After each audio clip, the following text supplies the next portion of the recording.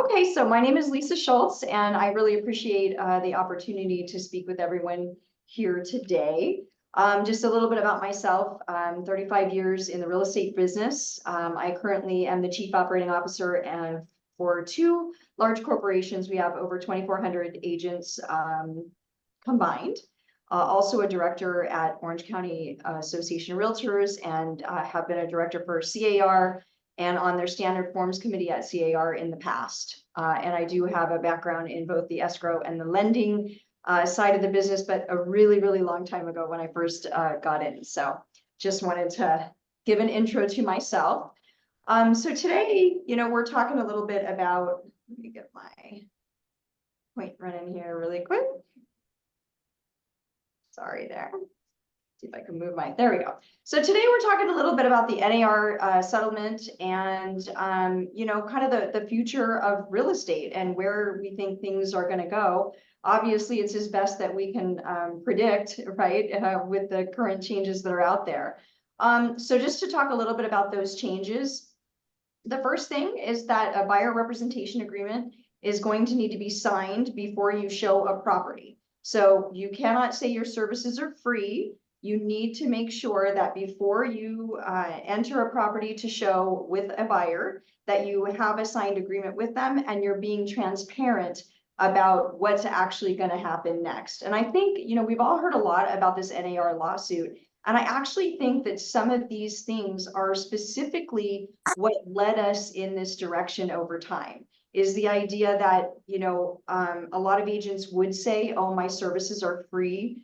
Well, it's all kind of about how they're getting paid, but we are getting paid. And really, the public has spoken and they've told us that they want us to be transparent about how the transaction works and where all of those things are coming in, what those payments are, where they're coming from. And so that's really the basis of what we're looking at. Now, a lot of you on the call may say, well, I've always kind of had those conversations with my client. It just seems like an ethical thing to do, right? If someone wants to know if I'm getting paid, generally I let them know.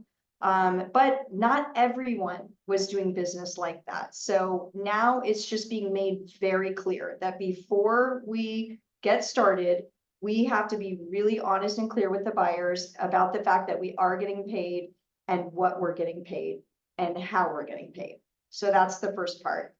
Buyer's agent commission can no longer be discussed anywhere in the MLS. So we've all probably heard by now that the BAC is going to be coming out of the MLS, but it's important that everyone understands you can't write something in the private remarks. And I know most of us are looking at that and thinking, gosh, if I have a listing, I don't need 500 people calling me to ask about the commission. But you really can't put it anywhere in the MLS. You can't put it in documents and load that in the little document area of MLS. It cannot be discussed in the MLS. Compensation, however, can still be offered. So no one is saying that the seller can't offer to pay you. They just can't make that offer in the MLS. So I think the devil is in the details here. And so it's really important that everyone just kind of gets the details down. Also, you cannot steer buyers away from listings that are not offering compensation. Now, we're not going to see that in the MLS anymore, but maybe you'll be making some phone calls to listing agents to find out if there's a compensation being offered. But it's also, again, important that you never tell a buyer, we're not going to look at these things because there's no comp, or even worse, you just keep it from them and you don't show them things because you're concerned about compensation. That in itself was a big issue in this settlement, was the fact that you can't be steering people, and limiting their choices based on the compensation factor. So make sure that you don't ever do anything like that. There is going to be a seller's concession field added to the MLS. And what I said on here is know how to talk about that. So what seller's concessions means is that the seller can offer a credit to the buyer to be used towards buyer's closing costs. Now, we cannot make the conditions of those seller concessions about paying commission. So you can't say, well, we're offering this in order to pay the buyer's agent commission. It can't be predicated on that, but they can just offer either a percentage or a dollar amount in that concessions area on the MLS. And if I were, getting ready to show buyers or getting ready to write an offer, actually, the first thing I would do is I would take a look at the MLS and see if there's anything in that concessions area, which might tell me immediately if they've already kind of prepared to pay a credit towards the buyer's agent compensation. If it has a zero in there, it doesn't have anything in there, it doesn't mean that nothing is being paid. It just means now this is going to become more of a negotiation factor rather than just being a number that's in there. So that's important. But also, in your voicemails, when you're trying to avoid 1,000 calls as a listing agent, make sure you're not saying something like buyer's agent compensation is listed in the seller concession field. I know everyone's trying to make their job easier, their life easier, but it is really important that those little nuances that we're not supposed to be looping together that way. So those are kind of the what's coming and the future way we'll be doing some things. So let's talk about how we're actually going to do it. So how will you get paid? There's right now, currently, there's basically 3 ways. So the first way is the buyer pays.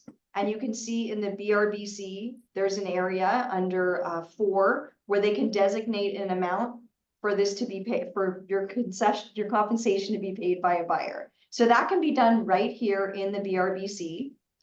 It is important to remember whatever number that you put here in the BRBC, that is the maximum amount of commission that you can receive from any party. So if you put 3% here, you cannot take more than 3%, whether the seller's paying it, whether you get a credit. You can't get a bonus on top of that. In the past, sometimes there was, commission bonuses and things like that. Whatever you have in this field is the maximum that you can receive. So I think when you're starting to have these conversations with buyers, it is really important to know for yourself, what's your minimum that you want to work for? What are you willing to do? What do you want to ask for? And those are conversations that you're going to need to break down with the buyer. But I just want to make sure that everyone is aware of that. So if you put 2% here and a seller was offering to pay 2.5%, you cannot collect more than 2%. Okay. Yeah. The second way that you can get paid is check the MLS for seller concessions. If there was already a number in there, you could simply ask for a credit. You can ask for that credit in your purchase agreement. And I put the area of the purchase contract here, a little picture of it under G1. It says seller credit to buyer, and you could either put a percentage or a dollar amount. And that credit just goes towards closing costs, towards buyer's closing costs, and that can cover any of their closing costs. So when you're asking for concessions, by the way, you could ask for more than you actually put into this BRBC. Maybe you put 2 or 2.5, but you're going to ask for a credit of 3%, which could then be used towards your commission and additional closing costs for the buyer. So there's a lot of ways that can be worked. So that's the second way as a concession. And the third way is you could ask the seller simply to pay your commission. And there's also an area of the purchase agreement under G3 where you could do that. So there's a difference in, the credit and then just asking the seller to pay. And the reason I'm pointing that out is there's been a lot of discussion about financing. People are saying, well, what about FHA loans or VA loans or, any type of loan where there's going to be a limit on the amount of credit that a buyer could receive, or maybe in a VA, the buyer can't receive a credit at all. In that case, rather than asking for a credit, what you would do is you would go to G3 and you would simply ask the seller to pay it. And in that case, that becomes a seller's cost when they agree to accept that. I put in here in red in the bottom, I said, remember the BRBC is required prior to showing property in any of these scenarios. You cannot collect commission without it, and formal disclosure of your compensation is required. So you have to get this before you show. Now, I've had some people asking, what do I do if the buyer doesn't want to sign one? I think you're going to see things like that more often when you're asking them to sign a blanket agreement. So maybe you're saying, you know, from for the next 3 months, anything you see in Orange County, I'm going to be paid a certain percentage. And there may be buyers that don't feel comfortable doing that. Maybe that agreement feels too broad for them. If that was the case, remember that you can get as detailed or as finite as you want in that BRBC form. So you could even fill it out just for the properties that you're going to show and put the addresses in it, or you can fill it out and attach, you know, a sheet to it for properties that you're going to show them, and it would only be for those specific properties. So I think in the scenario where a client might be a little bit more hesitant to sign, it would be much easier to obtain a signature on that agreement if you're making it for the specific properties that you're going to show. In fact, I'd say if a buyer is going to refuse to sign it for specific properties I'm going to show, I'd be questioning why, because it would seem like that should not be an issue. So let's talk about some of the obstacles out there. The number one thing that I think is important is we're setting the tone. You know, just like when you're going out to a listing appointment, you're not going to walk into a listing appointment and immediately almost apologize for the commission that you're asking for. You need to be the same way here. You're doing a job, you deserve to be paid for that job, and everyone has a minimum that they expect in order to do that job. You know what your services are. So first and foremost, you need to be confident when you're presenting the buyer with a buyer representation agreement. You need to remember that everyone in the industry across the country, not just in our local area, not in your brokerage, not just in California, everywhere across the country, everyone is having to do the same thing. So don't be apologetic about it. You deserve to work with a contract. And I've heard a couple of managers that I know, one even on this call, Bill Arsenault and I have talked about this, and I think this is really better for all of us. I mean, we're one of the few industries that does a lot of work that involves hard costs, and we've been doing it for years without any type of contract or any agreement to be compensated for the work that we do. Once we get past the initial kind of bumpy stage of this change that we all have to get used to, I think in the end, this is going to be so much better for all of us, because I cannot tell you the number of times I've had an agent come into my office where they've spent a lot of time with a buyer, showing them properties, you know, having conversations, doing research, only to find out the night before that that person ended up writing with another realtor, whether it was their aunt or their friend or whatever the situation was. And they're so, you know, disappointed, and it feels like such a betrayal when that happens to you. But if you're working with a contract, that's not going to happen to you. So once we get through the initial change and stage, this is going to be so much better. And that situation is going to be very rare to happen, that you spend your time with these clients and then you're not able to get compensated. Hey, Next Lisa. up, I said, be ready for the hard questions and articulate your value. If you don't know why a buyer needs you, they're not going to know either. So you need to really be prepared with some information about what you do for them. And one of the things that I can say right now, I attended a very good webinar yesterday. There are so many free, great classes that you can take right now to help you better articulate your value as a buyer's agent. And there's going to be a lot of tools that are coming forward from CAR. I know there's some things right now that you can find on the CAR website to help you kind of get together a list of what you do as a buyer's agent. And you need to look for the things that you do that are of value that a buyer isn't going to be able to get on their own.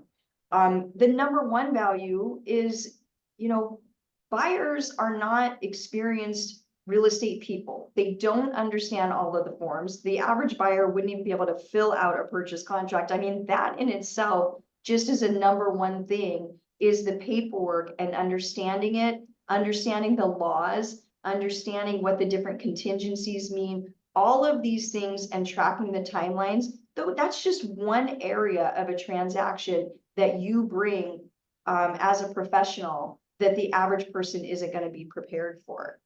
And this is the largest purchase of most people's lives, so they don't want to wing it. But it's important that you're able to put all of those elements together so that you can explain to them why you're worth the compensation that you're asking for. I said on my next bullet point, professionals with knowledge will shine in these times. And I really believe that. So gone are going to be the days of just getting into real estate because we think we can make a quick, $10,000 and not know what we're doing. That is going to become very difficult for agents that work that way. And you as a professional who keeps yourself educated, who has a business plan, who has a presentation, if you're spending the time preparing a presentation for these clients, you're going to be the person who's able to shine and navigate through this kind of a market. Then I went on in the last one to talk about what if a buyer doesn't want to sign. And I kind of already covered that a couple of minutes ago, that you could certainly tailor this to just the properties that you're showing, things like that, and try to make it a little less intimidating. Sometimes a big blanket agreement is very intimidating for a client, but I think if you're more specific about just the things that I take you to, most people will probably agree. Hey, Lisa. So talking about client relationships and trust building, Justin, do we have any questions or anything that I need to jump into? We had a couple questions. Can you hear me? Okay, yeah. One for Linda, and it went back to where you had the different numbers, but can you fill out number 3 and number 2, separating what agent gets paid and what dollar amount goes towards closing costs? What's the difference between these two and 3? It says, can you fill out number 3 and number 2, separating what agent gets paid and what dollar goes towards closing costs? Yes, you could. I mean, they're two different things, right? So under number 2, you're asking for a seller credit towards the buyer's closing cost, which you could do that separately. We do that right now. Sometimes we ask the seller to pay, $5,000 towards buyer's closing costs. In number 3, what you're asking for is you're asking for the seller to pay your commission specifically. So that would be the difference. You could use both of those boxes, but one of them would just be number 3 in that case would only be about your compensation. And number 2 would be you asking for an additional credit from the seller to go towards the buyer's closing costs. And I hadn't thought about it, but it could certainly, they can be used together. I am imagining that most of the time it's going to be one or the other, but they really could both be used. Awesome. And then Bill said, so when the buyer's agent commission is taken out of the MLS, how are we disclosing our compensation, especially if it's not showing as compensation anymore on MLS? And someone commented possibly on our website and social medias. Yes, so disclosing it, so this would be the question, Bill. Are you talking about disclosing it to other realtors, or are you talking about disclosing it to a buyer? When I was mentioning earlier that you had to disclose it, I'm talking about disclosing it to a buyer. And in that situation, we have a form called ABCD, and you use that form to disclose to them the compensation that you're requesting or that you're working on for any listing that you're writing an offer on. That's how you would do it there. As far as realtor to realtor, you can do it on your own website, it's going to be interesting to see how that kind of works. You can show compensation being offered on your own website for your own listings. So that's one way. The other way is if you were offering a credit to cover the buyer's compensation in the field in the MLS for seller concessions, you would just be able to put either a dollar amount or a percentage, and that could be an indicator. If you put in there 2.5%, it would be an indicator that, hey, there's at least 2.5% credit that the seller is offering that the buyer could use for their closing costs, which could include commission. So, and then the other way is just the old-fashioned way, making a phone call or sending a text, to the listing agent and just asking them, is compensation being offered? But I would also say, I don't think, if you're told no, if you contact a listing agent and you say, is the seller offering compensation, and they say no, I don't necessarily think it means you can't still ask. I think you write your offer, you write a good offer, you let the buyer know the situation, and you still ask either for the credit or for them to cover. I think a lot of these things are just part of negotiating. And, so if you can't get a hold of the listing agent to verify, don't not write the offer, just go ahead and write it and ask for the credit or ask for the compensation to be paid. Anything Love it. else? Just Bill made a comment that NAR is currently offering that ABR designation for free. So of course, that's I think through the end of this year. Yep, I'm covering that at the end. Perfect. You're ahead of us. And then Faye said, if you put, I'm not going to say the percent amount, I'm going to go X% Yes. On the form, but you decide to reduce your commission if the buyer is paying, are you able to do that? So I have not been able to get clarification on that yet.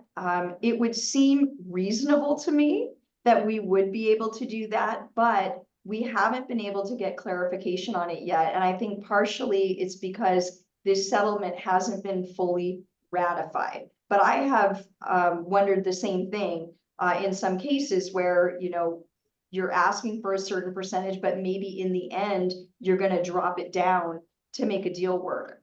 I don't see any reasonable reason that that wouldn't be possible, but I don't want to commit to it because I haven't been able to hear that directly from NAR or anyone in the business yet. Got it. And then Bill just responded and said, what I meant is when the buyer's agent commission goes off the MLS, will we even still use the ABCD form? Yes, because you still have to disclose whatever you're discussing. So if you contact them and they're telling you that there's an offer of compensation, then you're going to have to put it on there. Got it. And do keep in mind that these forms may change. And even, I know that the Standard Forms Committee at CAR is currently working on a newer version of the buyer representation agreement. They're trying to change it up a little bit, maybe make some things a little bit more simple. And the ABCD form may change a little bit as all of these things get finalized. We're definitely going to see some changes in the forms, even the listing agreement. I'm sure it's going to change so that we can accommodate things like the seller concessions. I would, if my seller is going to be offering concessions in the MLS, I'd want that to be stated in the listing agreement. So there will be updates to the forms, and we'll probably be seeing that in the next month or so, maybe even sooner. I believe CAR will release new forms this month. So, or no, I'm sorry, in May. So we'll probably see some changes then. Love it. And then real quick, Linda just made a comment, is Realty One Group brand planning on showing commissions on our website? I think that's that hasn't been stated yet. So we're still waiting to find out. And I'm sure again that some of this is waiting for a little bit more clarification on the settlement of how we're going to be able to do those things. And I don't know if it's going to be, broker, but like Realty One Group as a whole may not be able to do that for all the franchises. So it's just going to be a question of what they allow us to do. If it's just going to be brokers that can only do it on their own websites, we're not quite sure. They haven't given a lot of information on that yet. So that will be forthcoming. Mid-July, we'll have known and have it worked out for sure. We're all waiting for that month. Yes, we are. Another question from Amin real quick, and then we'll get continued here. Can listing agent put remark that buyer closing cost available? In the private remarks, you just get buyer closing costs are available. Sure.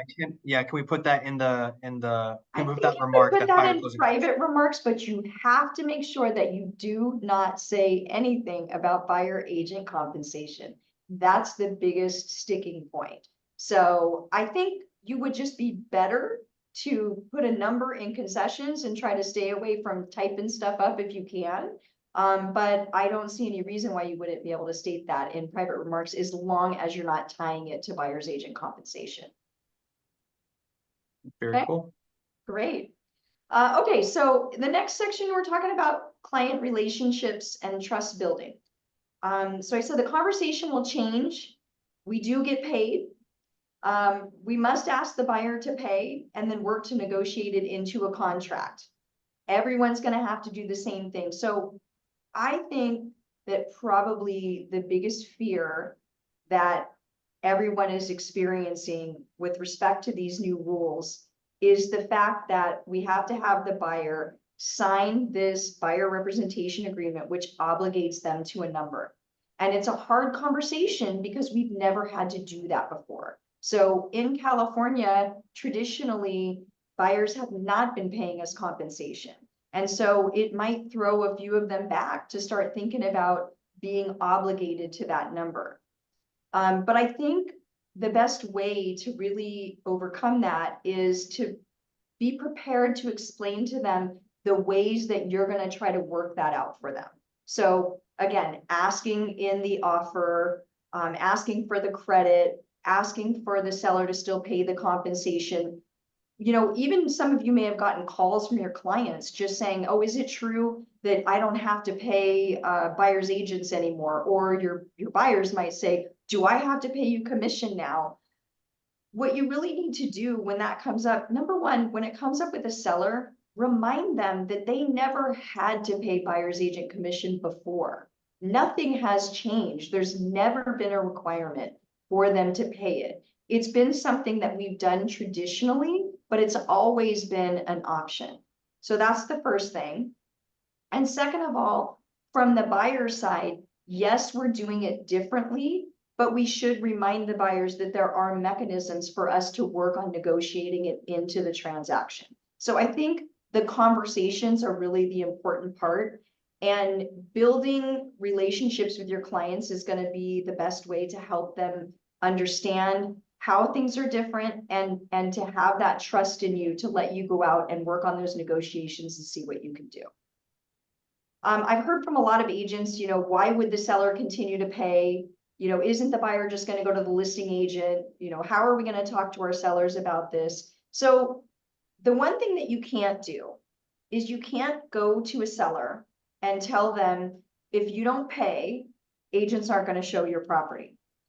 That line of reasoning is, again, what got us into this situation in the first place. We can't boycott people because they're not offering compensation. I think that's the reason they wanted to take it completely out of the MLS, because they didn't want us to have the ability to not show someone's property based on that reasoning, because that would be really falls under antitrust. So what you really want to do is let that client know you don't have to pay, but it is important that they realize that not every buyer may have the additional funds to compensate their agent.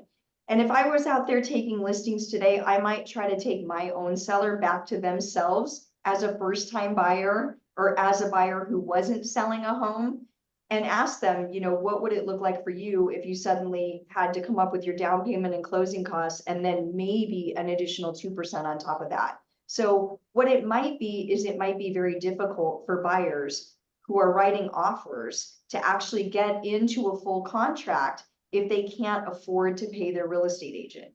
And then maybe what you would suggest to them is, we don't have to offer anything right now, but why don't we just go ahead and build a percentage into your net sheet, and you can discuss that with them and they can choose what they want to do, but let's build a percentage into your net sheet so you have a bottom line.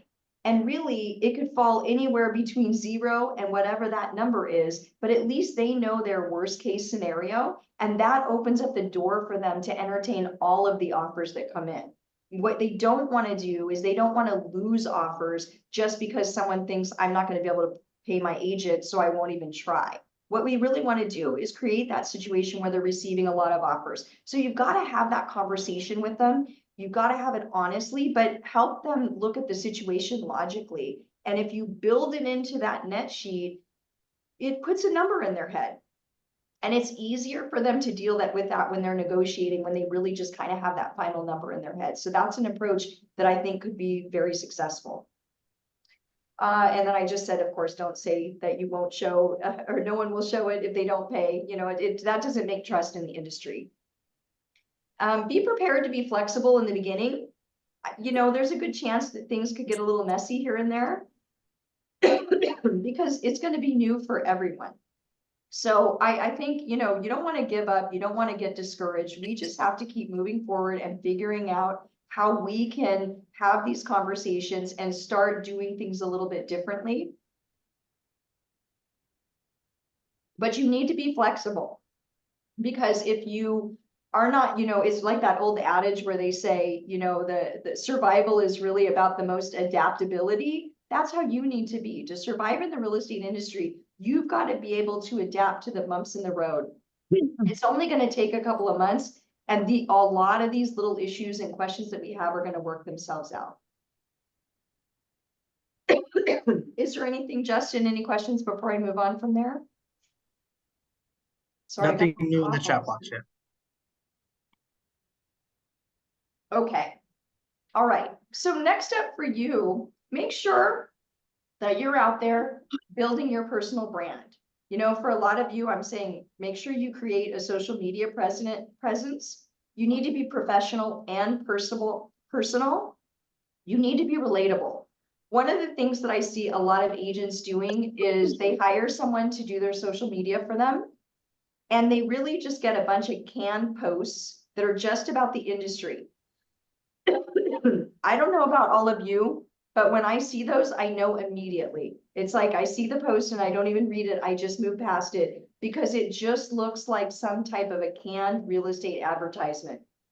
When you're working on your social media, you need to make yourself relatable to the people out there. And the way that you do that is by creating a little mix of your professional with your personal. You don't have to get weird on your personal stuff. You don't have to get too deep, but people need to see you as a person. So start making sure, if you're not doing it already, that you are working on building your own personal brand. Also, I said, get ahead of it. Start reaching out to your clients and take some time, get in front of it. Why wait till they start asking you? This is a good opportunity for you to touch base with people and say, hey, have you heard, there's a lot of stuff going on in the news. I'm contacting my clients to just talk about what you're hearing and see if anybody has any questions, or if there's, if there's anything you don't understand about it. Why not just hit it straight on? That way, again, you're showing your clients that you're a professional, you're knowledgeable in the industry, and you could probably really cut off a lot of confusion from what people are hearing in the media, because the media is making this sound a lot different than it really is. So get yourself in front of it, be the professional, have good answers for people, and you might be surprised that you're able to actually kind of taper off the problems right away. And again, it's building trust. I said, get involved in the community so that you're controlling the narrative, make sure that you stay informed, keep listening. Don't think you've heard everything, even though right now we're still hearing a lot of the same things over and over again. It's going to be changing between now and when this comes out. And even after it comes out, I think things are going to change a little bit more. So you need to make sure that you're really staying informed and staying involved. And then I said, figure out your bottom line. What will you do if things don't go as planned? You want to have a plan. So not everything is going to go the way that we expect it to. Sometimes you're going to get hit with questions from your clients that you're not ready for.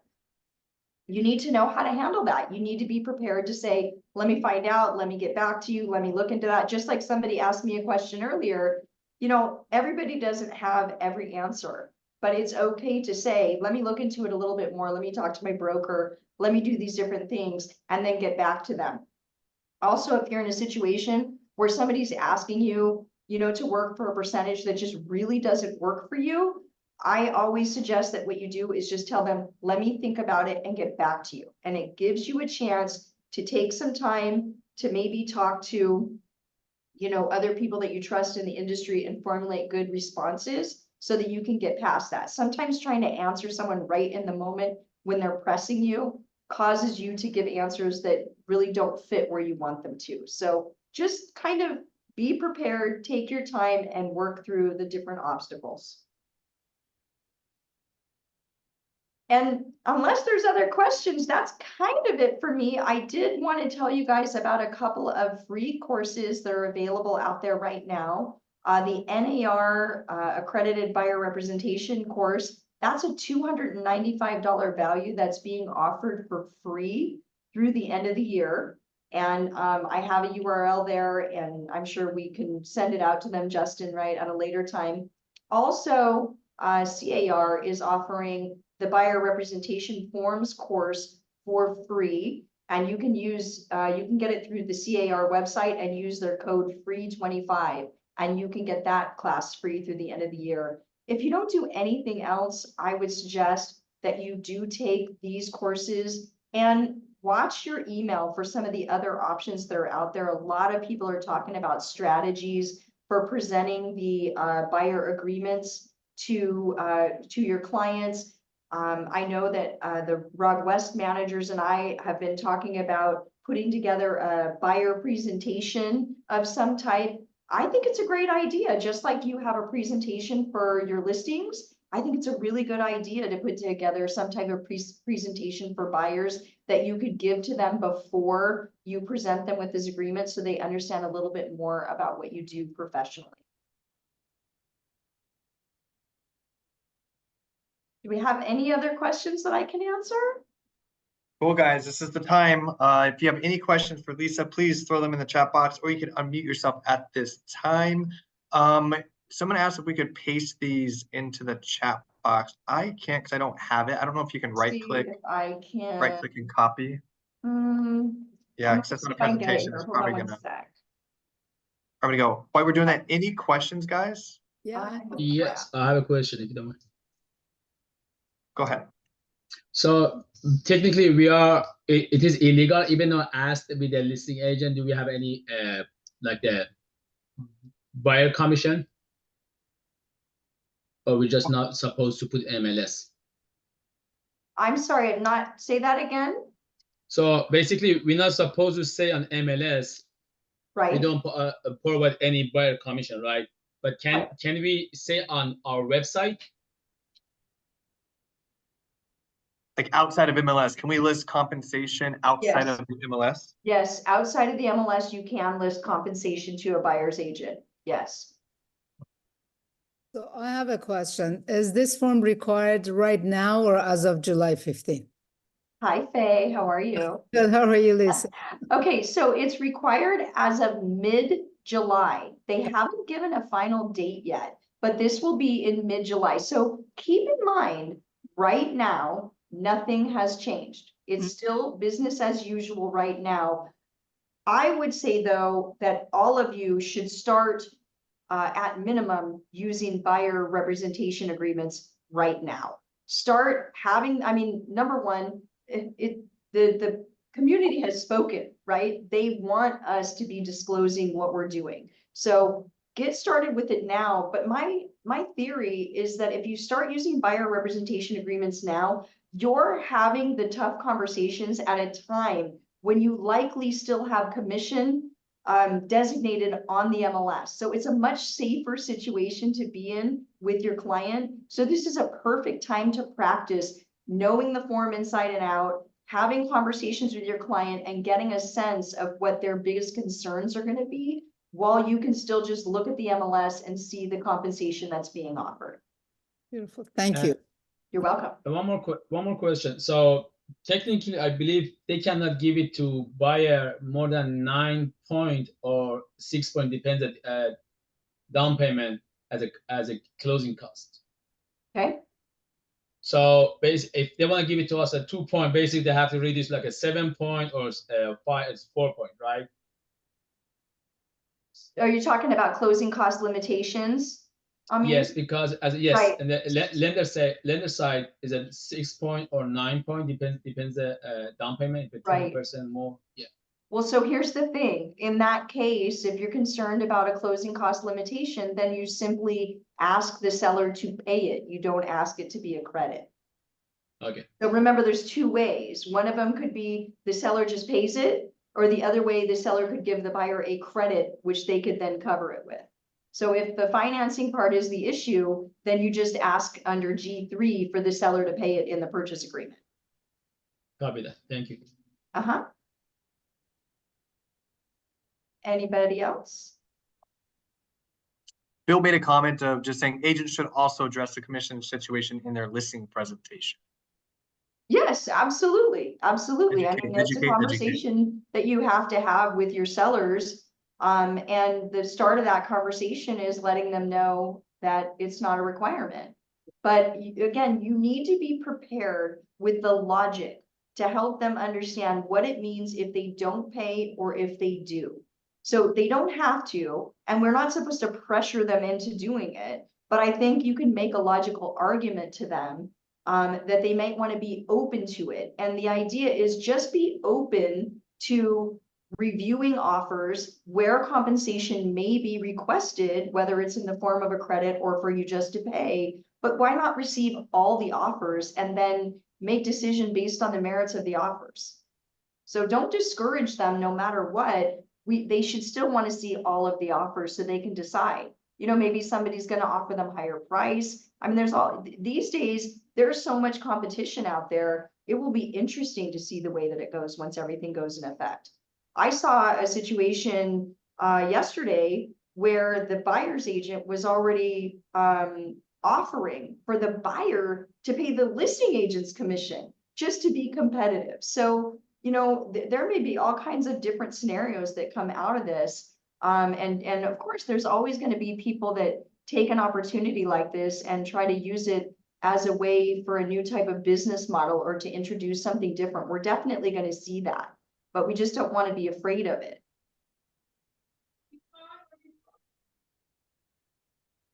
Anybody else? Lots of good information today. Well, I hope that means it was clear. I appreciate you Very guys good. taking the time to come on, and thank you so much, Justin, for the opportunity. I do really appreciate getting in front of everyone and having a chance to go over everything. Absolutely. No, I appreciate everyone coming, showing up today and learning something new. I know this is just, you know, we evolve, change. There's always opportunity and change. So absorb the information, educate your clients. And if you have any questions, you're going to reach out to Lisa, and we are going to see you guys in escrow very soon. And of course, in the next training, you can always go to eoguniversity.com to see our training schedule and register for the next one. And who knows, Lisa may be in the future on another one. All right. Thank you, you guys Lisa. so much. Have an amazing week, guys. Thanks, guys. Thank you. so Thank you, much. guys. Thank you, Lisa. Thank you, Justin. Appreciate you guys very much. Thank you very much. Our pleasure. Thank you.